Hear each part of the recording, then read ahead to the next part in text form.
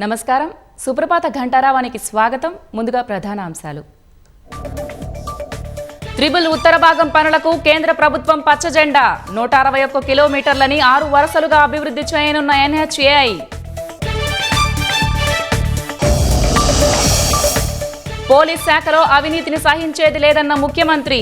కొత్త సవాళ్లకి అనుగుణంగా సిద్ధం కావాలని రేవంత్ పిలుపు.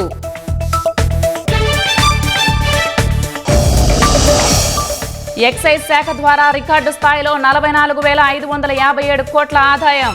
రాష్ట్ర చరిత్రలోనే అత్యధిక రాబడిగా పేర్కొన్న అధికారులు. జూన్ 2న 2 లక్షల కొత్త మందికి కొత్తగా పింఛన్ల పంపిణీ. అర్హుల జాబితా గుర్తించాలని కలెక్టర్లకు ప్రభుత్వం ఆదేశం.